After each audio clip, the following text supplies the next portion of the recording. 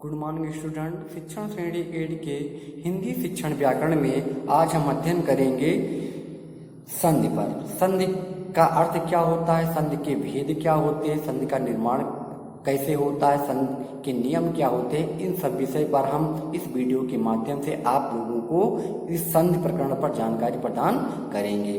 तो पहले संधि का अर्थ क्या होता है, संधि कैसे बनता है, इसके विषय में हम जानकारी आपको प्रदान कर रहे हैं। तो संधि का अर्थ होता है दो वर्णों का जोड़। जब आपस में दो वर्ण जुड़ करके एक नए वर्ण का निर्माण करते हैं तो इस प्रक्रिया को हम कहते हैं संधि। यानी कि जब दो वर्ण जुड़े और जुड़ करके एक नए वर्ण का निर्माण करें तो इस प्रक्रिया को हम संधि कहते हैं। संधि के भेद क्या होते हैं? संधि के मुख्य 3 भेद होते हैं। एक होता है स्वर संधि, दूसरा होता है व्यंजन संधि, तीसरा होता है विसर्ग संधि। अब इन संधियों में जैसे स्वर संधि, व्यंजन संधि और विसर्ग संधि का भी अपना अपना भेद होता है और अपने अपने संधि के निर्माण के नियम होते हैं। तो पहले स्वर संधि के कितने भेद होते हैं इसके विषय में आप जान लीजिए।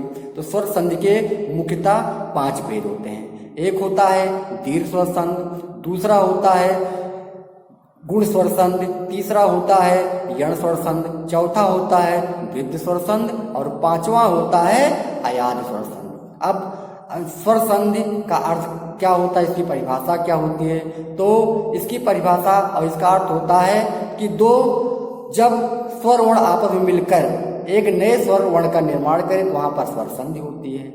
जहां पर दो समान या असमान स्वर आपस में मिल करके एक नए स्वर वर्ण का निर्माण करते हैं तो इस प्रक्रिया को हम स्वर संधि कहते हैं। तो स्वर संधि 5 भेद होते हैं और इन 5 भेद के अलग अलग नियम होते हैं। अलग अलग नियमों के द्वारा इन संधियों का निर्माण होता है। तो सर्वप्रथम हम पहले इन भेदों में दीर्घ स्वर संधि के विषय में जानकारी आपको इस वीडियो से प्रदान कर रहे हैं। सर्वप्रथम हम जान लेते हैं स्वर वर्णों के जोड़ और उनसे परिवर्तित होकर बनने वाले नए स्वर वर्ण या व्यंजन वर्णों के निर्माण के विषय में।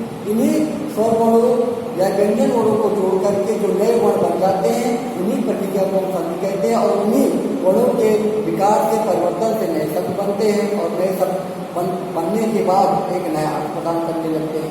पहले स्वर वर्णों के जोड़ से नए वर्ण कैसे बनते हैं, नए वर्ण का निर्माण कैसे होता है, कैसे स्वर संधि प्रक्रिया पूर्ण होती है। तो यहाँ पर पहले इसके विषय में थोड़ी हम आपको जानकारी प्रदान कर रहे हैं। जैसे स्वर वर्ण के विषय में पहले जानकारी आपको प्रदान कर रहे हैं कि स्वर वर्ण विभिन्न स्वर वर्णों के जोड़ने से कैसे नए स्वर वर्ण या व्यंजन वर्ण का निर्माण हो जाता है। जैसे यहाँ पर हमने लिखा आ प्लस आ, तो ह्रस्व आ और यहाँ भी ह्रस्व आ, यानी कि पूर्व में भी ह्रस्व आ है और उत्तर में भी यानी इसके बाद भी ह्रस्व आ है। दोनों का योग किया हमने, यानी कि दोनों को जोड़ दिया। यहाँ पर क्या नया स्वर वर्ण बनेगा? दीर्घ आ। यानी कि हम आ और आ को जोड़ा यहाँ दीर्घ आ, नया स्वर वर्ण दीर्घ आ बन गया। फिर दूसरा देखिए हमने आ लिख दिया और ई, इन दोनों का योग किया, पूर्व आ और उत्तर ई, यानी बाद का ई और पहले का आ को जोड़ा, यहाँ पर नया स्वर क्या बन जाएगा? एक। फिर इसी प्रकार से हमने ई प्लस इस आ को जोड़ा, अब इसका योग किया यानी पूर्व ई और उत्तर आ, पहले ई को लिखा और बाद में आ को लिखा और फिर दोनों को जोड़ दिया तो यहाँ पर क्या नया वर्ण बनेगा? या बन जाएगा, ये या बन गया, ये या बन गया। उसके बाद इसी प्रकार से हमने आ प्लस उ को जोड़ दिया तो ये क्या बन गया? नया व्यंजन। तो आ और उ को जोड़ा, यहाँ पर हुआ। तो इस प्रकार से नए वर्ण दो स्वरों के जोड़ने से या स्वर व्यंजनों को जोड़ने से जो बन जाते हैं नए वर्ण बनते और इन्हीं नए वर्ण के परिवर्तन होने के बाद नए शब्द बनते, नए शब्द बनने का नया प्रदान करने लगते हैं और इस प्रक्रिया को क्या कहते हैं? संधि कहते हैं। तो सर्वप्रथम हम पहले स्वर संधि के विषय में अध्ययन करेंगे और स्वर संधि के हमने आपको भेद बताए थे, 5 भेद होते हैं। 5 भेद में हम सर्वप्रथम दीर्घ स्वर संधि के विषय में अध्ययन करेंगे। तो दीर्घ स्वर संधि क्या होता है इसके विषय हम जानकारी प्रदान करेंगे, ये कैसे बनता है, इसका निर्माण कैसे होता है, इसका नियम क्या होता है, आज विषय पर हम जानकारी इस वीडियो के माध्यम से प्राप्त करेंगे। देखते हैं स्वर संधि क्या होता है। स्वर संधि तो सर्वप्रथम है दीर्घ स्वर संधि, दीर्घ स्वर संधि।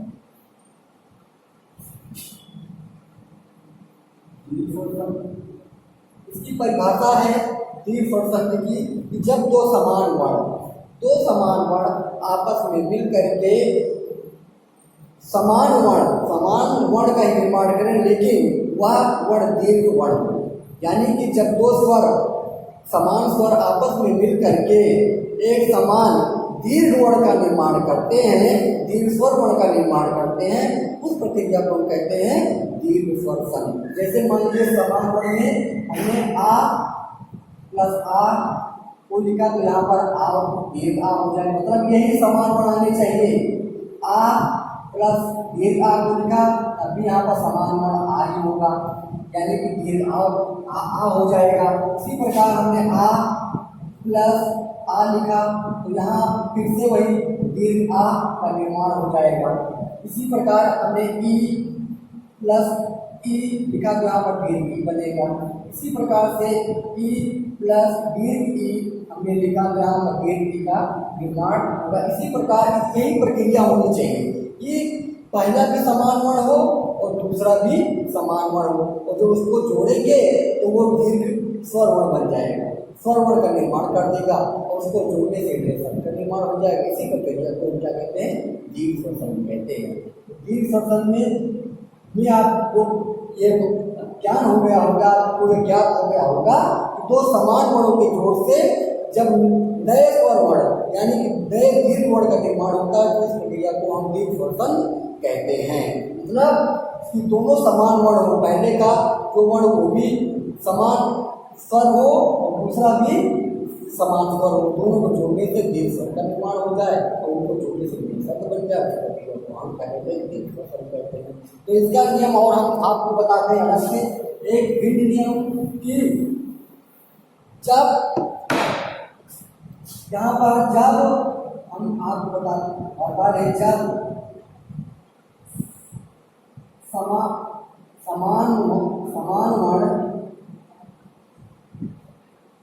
वर्ण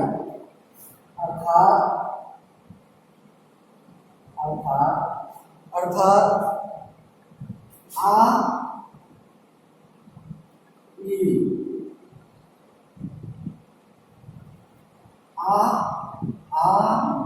ई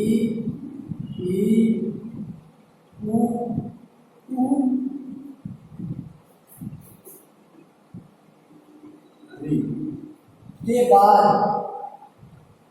के बाद पुनः यही वर्ण आए, पुनः समान स्वर वर्ण आए तब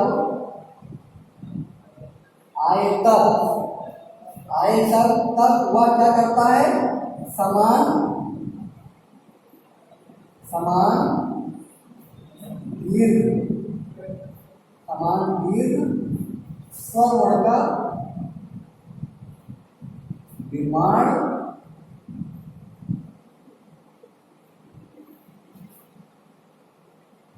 करता है और इसी प्रक्रिया को हम क्या कहते हैं, दीर्घ स्वर संधि कहते हैं।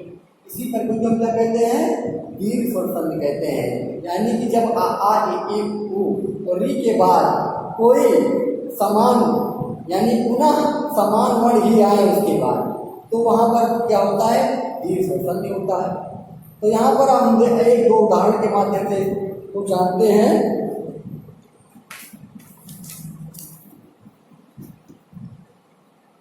एक दो उदाहरण के विषय में हम आपको जानकारी प्रदान करते हैं, आपको इस वीडियो के माध्यम आपको बताते हैं कि समान वर्ण कैसे बनता है। जैसे हमने लिख दिया सूर्य,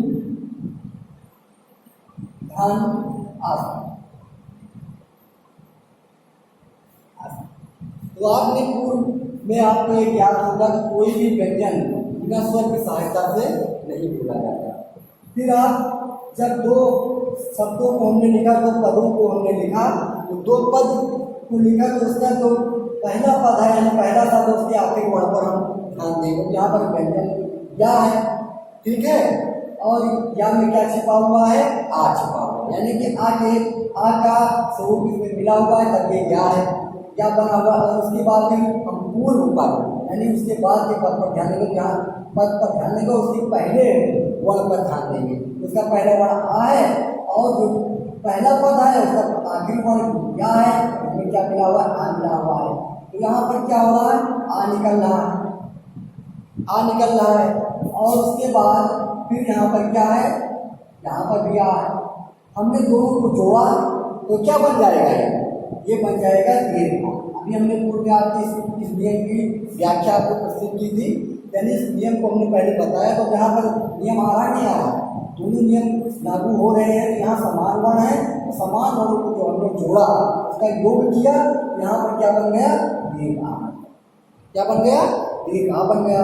अब इसको इसी प्रकार जब इसको हम जोड़ देते हैं, सूर्य और अस्त को जब हम जोड़ते हैं तो ये क्या बन जाएगा, यहाँ पर क्या हो जाएगा, आ का लोप हो जाएगा और ये नया वर्ण स्वरवर्ण समान निर्माण हुआ है, तो उस पर क्या हो जाएगा, ये आ का मात्रा के रूप में यहाँ पर लग जाएगा। यानी कि पहले पद के जो आखिरी वर्ण उस पर क्या हो जाएगा, मात्रा का प्रयोग हो जाएगा।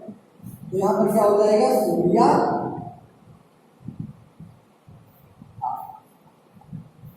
ये क्या हो गया, सूर्या हो गया। तो ये नए वर्ष से नए शब्द का निर्माण हो गया और आ का लोप हो गया बीच में, और जो यहाँ पर नए स्वरवर्ण का दीर्घ स्वरवर्ण का निर्माण हुआ था वो क्या होगा, यहाँ पर मात्रा के रूप में प्रयोग होगा। ये दीर्घ स्वर संधि के नियम है। एक दो नियम और भी हम आपको दिखाते हैं और आपको जानकारी प्रदान करते हैं। जैसे रज, धन,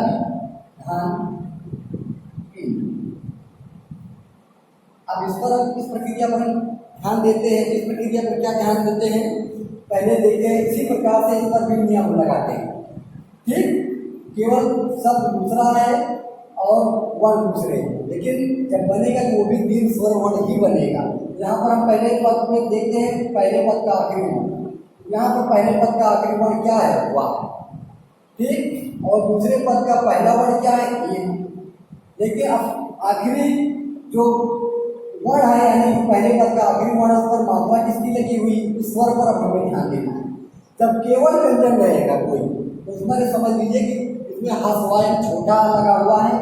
अगर कोई मात्रा लगा तो उसको मात्रा के रूप में देख लेते हैं, उस स्वर के विषय में हमने जानकारी प्राप्त कर ली। तो यहाँ पर क्या है, छोटी की मात्रा है, छोटी की मात्रा, यहाँ पर क्या निकल गया, छोटी निकल गया।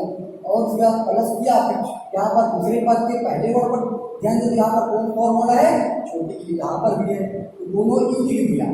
अब क्या है, हमने क्या नियम बताया था कि जब दो समान स्वरवर्ण को जोड़ते हैं तो क्या बन जाता है, दीर्घ स्वरवर्ण बन जाता है, दीर्घ स्वरवर्ण का निर्माण हो जाता है। यहाँ पर हमने दोनों स्वरवर्णों को जोड़ा, यहाँ पर दीर्घ ई यानी दीर्घ स्वर ई का निर्माण हो। तो यहाँ पर हम इसको इसी प्रकार से यहाँ पर जोड़े थे, इसको यहाँ पर भी जोड़ेंगे, क्या बन जाएगा, ये बन जाएगा। छोटी की मात्रा यहाँ पर बड़ी की निकल रहा है, तो इस पर हम वहाँ पर हम मात्रा लगाएंगे तो इसकी मात्रा लग जाएगी और ई का क्या हो जाएगा, हो जाएगा, और इसको जोड़ करके बड़ी बन जाएगी। यहाँ पर बड़ी की मात्रा किसमें लगेगी, वाह, यहाँ पर इसको जोड़ेंगे तो ये बन जाएगा रवि। तो ये दीर्घ स्वर, इसी प्रकार दीर्घ स्वर वर्ण जब निर्माण हो जाते हैं, वर्ण पर दीर्घ स्वर की मात्रा का प्रयोग होने लगता है, दीर्घ वर्ण बन जाते हैं, तो उसी प्रक्रिया को हम क्या कहते हैं, दीर्घ स्वर संधि। इसी प्रक्रिया को दीर्घ स्वर संधि कहते हैं। इसका एक सूत्र भी होगा, अका सर्वणे दीर्घा, यानी कि जब समान अक प्रत्यय है कि जब समान स्वर वर्ण आपस में मिलकर के दीर्घ स्वर वर्ण का निर्माण करते हैं, दीर्घ मात्रा का निर्माण करते हैं, देते हैं वहाँ पर क्या हो जाता है, दीर्घ स्वर संधि हो जाता है। तो आप लोग समझ गए होंगे। एक उदाहरण और देख लेते हैं। यहाँ पर हम देख लेते हैं नदी धन ईस, नदी धन ईस। यहाँ पर नदी धन ईस को हम देखते हैं। तो यहाँ पर क्या है, इस पर आप ध्यान देंगे दोनों पदों पर, यानी दोनों शब्दों के आखिरी वर्ण पर और पहले वर्ण पर। तो यहाँ पर पहला जो पूर्ण पद है, पूर्ण शब्द है, उसके आखिरी वर्ण पर तो यहाँ पर दा है, और दा पर मात्रा पर हम ध्यान देंगे।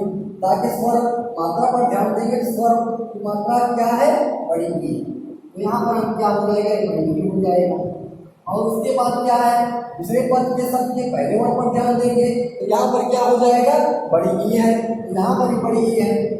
अब जब दोनों समान वर्ण हो गए, दोनों समान वर्ण को हमने जब जोड़ा उसको, तो यहाँ पर ही वो दीर्घ स्वर ही बनेगा, दीर्घ स्वर का ही निर्माण होगा। यहाँ पर क्या हो जाएगा, बड़ी ई हो जाएगा। ठीक, तो यहाँ पर क्या हो जाएगा कि इसको हम जोड़ेंगे तो इसमें कोई परिवर्तन नहीं होगा, क्योंकि यहाँ पर बड़ी ई बन रहा है, यहाँ पर बड़ी ई की मात्रा लगी हुई है। इसमें क्या लगा हुआ है, बड़ी ई की मात्रा लगी हुई है।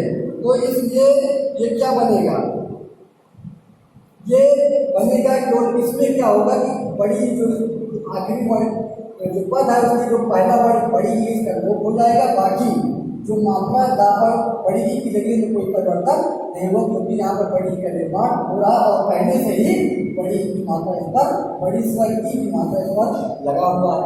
यहाँ पर इसको जब लिखेंगे तो ई का लोप करके केवल क्या लिख देंगे, नदीस। क्या लिख देंगे, नदीस लिख देंगे।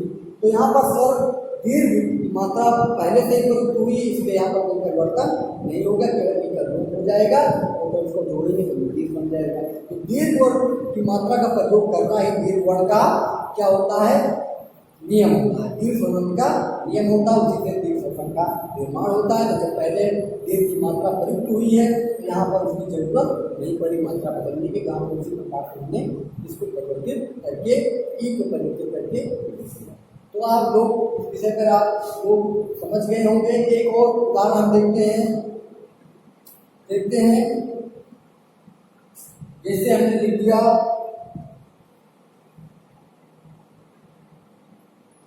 सु, यहाँ पर लिख दिया सुधन, सुधन लिखा मान लीजिए।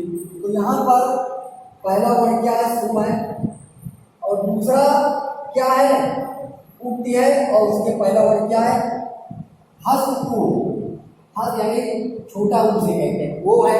और पहले वर्ण पर, पहले पद में छोटा उसमें भी है। तो यहाँ पर उ लिखा, पहले छोटा उ की मात्रा लगा के ऊपर प्लस लगा दिया। तो पहले आखिरी शब्द के यानी आखिरी पद के पहले वर्ण पर ध्यान दें, यहाँ भी छोटा उ। इसको जब हम दोनों को जोड़े तो ये क्या बन जाएगा, बड़ा उ। क्या बन जाएगा, बड़ा उ बन जाएगा। तो यहाँ पर हम इसको जब जोड़ेंगे तो यहाँ पर हमें मात्रा का प्रयोग करना है। तो दीर्घ हमने बताया, दीर्घ मात्रा का जहाँ प्रयोग होता है वही दीर्घ स्वरम होता है। ये छोटा उ का जो मात्रा है ये क्या हो जाएगा, बड़ा उ की मात्रा में परिवर्तित हो जाएगा। तो ये क्या हो जाएगा, सु। बड़ा उ की मात्रा यहाँ पर लग जाएगा और बाकी क्या हो जाएगा, लिख देंगे उ का लोप करके सूक्ति लिख दिया। यहाँ पर दोनों को जोड़े तो बन गया सूक्ति। तो सूक्ति क्या होता है, सूक्ति का अर्थ क्या होता है, कोई विशेष कथन, कोई विशेष बात को हम क्या कहते हैं, सूक्ति कहते हैं, जिसको हम अपने जीवन में अभ्यास करके अपने अंदर ला करके उसको अमल कर सकते हैं। तो यहाँ पर देखा आपने विभिन्न वर्णों के विषय में हमने आपको बताया। विभिन्न वर्णों को जोड़ करके नया परिवर्तन किया, नए शब्द का निर्माण किया और नए शब्द के विषय में आपको, इसके नियम के विषय में आपको जानकारी प्रदान की। हमें उम्मीद है हमें समझ में आ रहा है कि आप लोग इसके विषय में समझ गए होंगे। आप अपने किताबों के माध्यम से नए नए ऐसे शब्दों को जोड़िए, ऐसे दीर्घ संधि के नियमों को जान करके ऐसे ही जोड़ने का प्रयास करके नए शब्दों का निर्माण करिए और इसका अभ्यास करिए और उसके विषय में जानकारी प्राप्त करिए। Thank you. और अगले नेक्स्ट टॉपिक पर हम अध्ययन करेंगे पूर्ण स्वर संधि, इसके बाद फिर द्वितीय स्वर संधि पर, और उसके बाद फिर आयास और संधि पर, उसके बाद फिर अन्य संधि पर हम आपको जानकारी विभिन्न वीडियो के माध्यम से आपको प्रस्तुत करेंगे, आपको बताएंगे। Thank you.